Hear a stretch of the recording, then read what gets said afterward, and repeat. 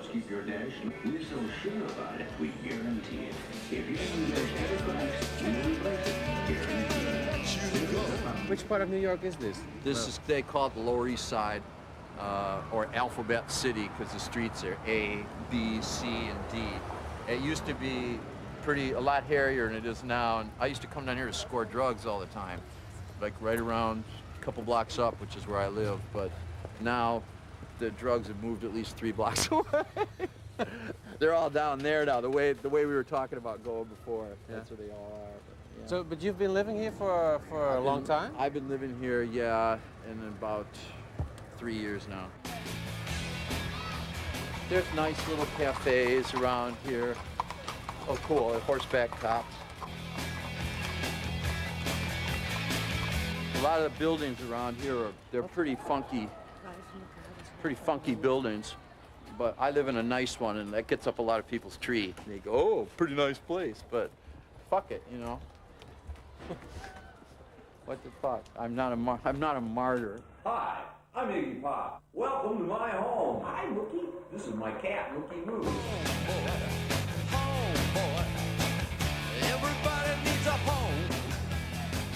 The graffiti on the side of this building and all the buildings around here is a little better quality than the rest of New York. You get some really nice graffiti to look at. Like I like that little one, that little that little cubic man. See that one there? Yeah. That's pretty cool, I think, compared to your average scrawl, you know. You into rap, Iggy? Huh? Not,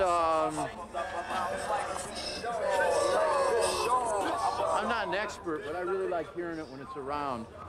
That's one reason I like being around this neighborhood. You get everything from, you hear that going by, and you hear like guys still stand in the streets around here and play the sax, which is shit. You used to hear shit like that in the 60s in New York. You don't hear that much anymore anywhere else.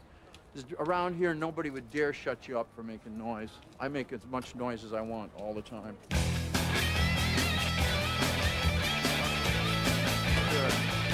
And this is interesting. This is by a guy named Chico. He paints all over this neighborhood.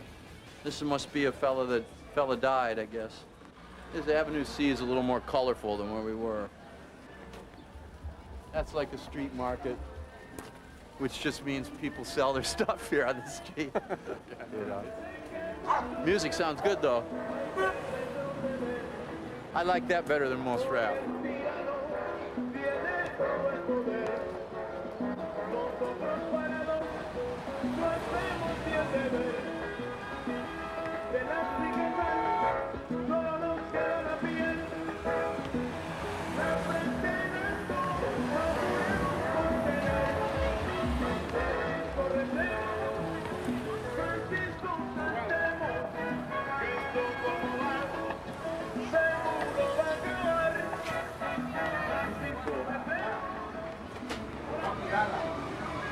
Hola.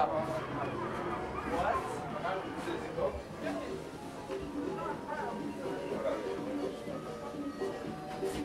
Steve, we're gonna start it. Dos, por favor. Oh, money.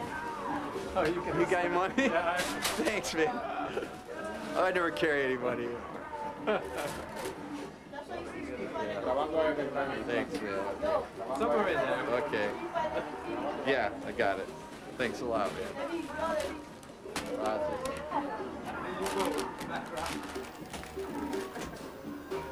This is where I eat when my wife's out of town. Is that so? Yeah, I come here and get all my sandwiches and cake and strong coffee. That's what I live on. Is that so? When she's in town, she cooks. You don't cook? Huh? You don't cook? No, I just eat. You see that sign, Loizaida? What that means Lower East Side with a Spanish accent. Loizaida. Loizaida, See? right. Yeah, and that's what they call that besides Avenue C. It's beautiful here, really nice. Just feels really like, you know, sounds nice, doesn't it? Have you lived in many other cities than New York, or? I lived in Berlin, London, Los Angeles, regrettably. Oh, really? Yeah. You didn't like that at all? No, I don't like it there. And here's another Chico. And his little garden. This garden's beautiful, eh? I think because I'm kind of like a high-strung, suggestible person by nature. I really get affected by what's around me. Yeah. And in LA, there's no order that you can make out. Here in New York, the streets are laid out a certain way, and you know if you try to get away with this, you're gonna get that. In LA, I couldn't. I was like, oh, where am I? What's going on? I just went crazy, you know, overload.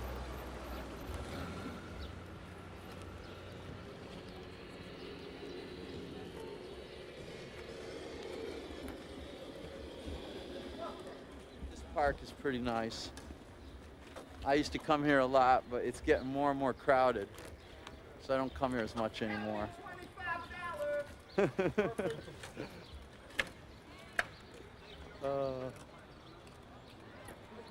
See, he might want some money for taking his picture now.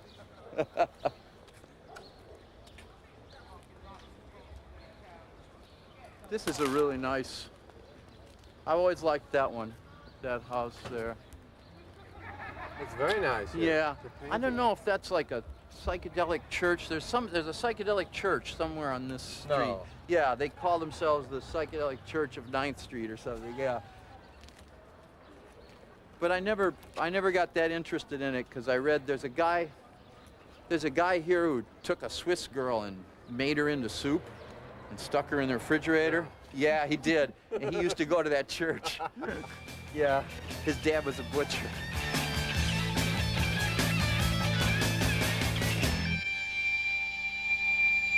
So what does your life look like now these days?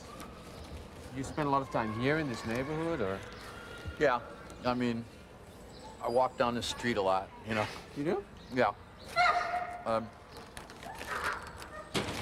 I'm here about a third of the time.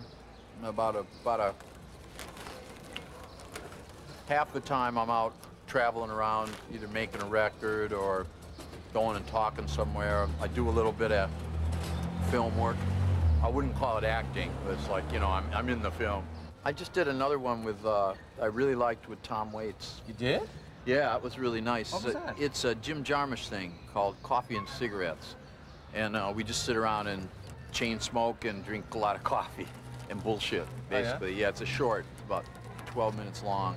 He's done a bunch of them. I think he's gonna try to show that one at Cannes this year. I think so. So how is it working with Tom Waits and Jim Jarmusch in that kind of context? Those guys are very good. I was a little bit, I was keyed up, you know. Because Tom's really like, right, oh shit, you know. But it was real good. It was just like one 16-hour day. We went straight through it, you know, and it was good. It was, it's probably the best thing I've done so far. Yeah? Yeah, because there was no, it wasn't so corny.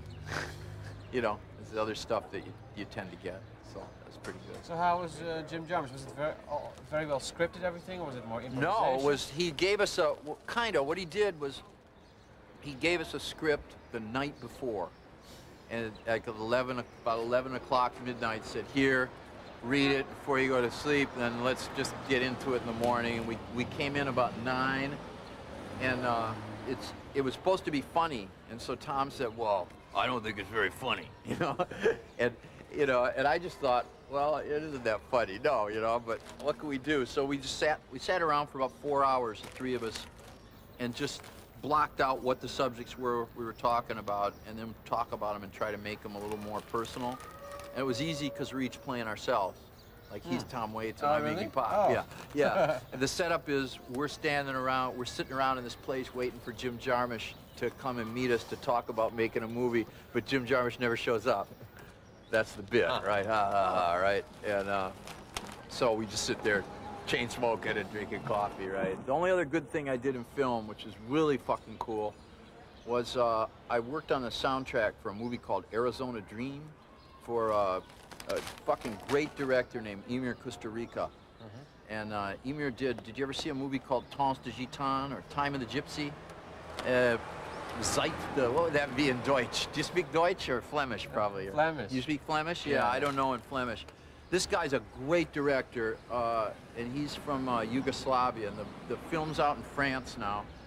And You worked on the soundtrack? Yeah, I sang 3 songs. I've got a top 10 single with that right now. It's one called Death Car, which is my kind of rap.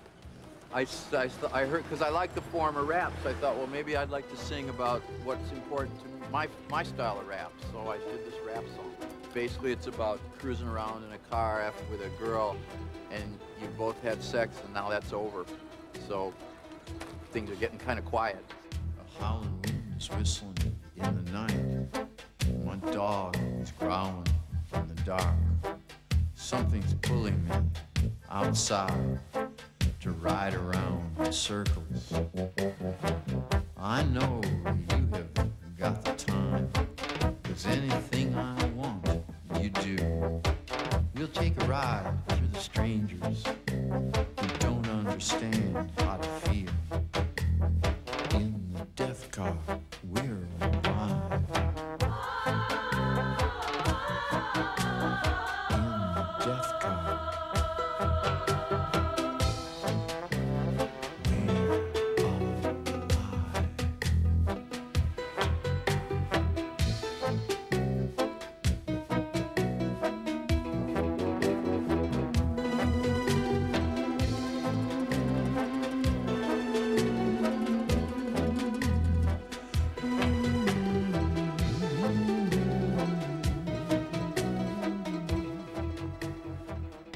So we mentioned rappers. Do you know Ice-T?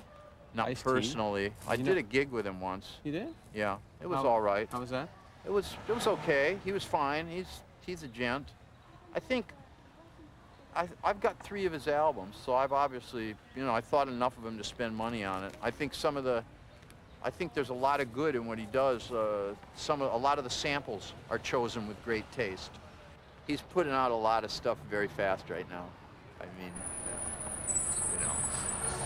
Well, what about that controversy over his cop killer record? There's nothing wrong with that. I think that's like, I know exactly how he feels, and when I was in more like his shoes, and I'm not even black, but when I was like from my age 20 to 30, I could never see a policeman without having a wave of fear and then a thought of hate. Really? Oh, never. No, and it was only till I hit about 40, I still had the fear really strong when I would see one. Why was that? Because I was always doing something illegal. That's why, always. So, plus if they once they get their hands on me, I've been arrested quite a few times, about 5-6 times for stuff I did on stage, back way early before I was quote unquote big as I became.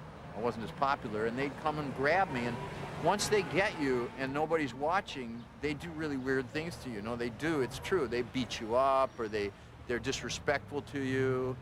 I have nothing against a song like that, or what he does, but I would be more inclined to, at this point in my life, when I'm gonna spend my time listening to music for fun, for my own enjoyment, I would listen more to something like the kind of songs on the Bob Dylan Bootleg album.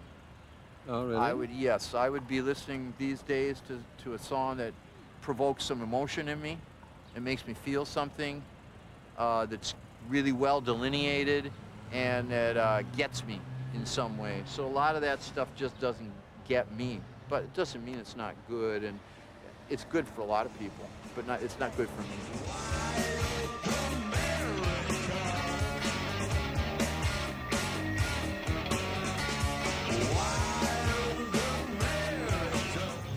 Yo, ICE.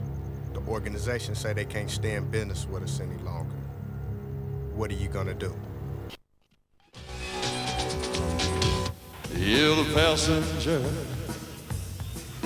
He rides and he rides. Stop!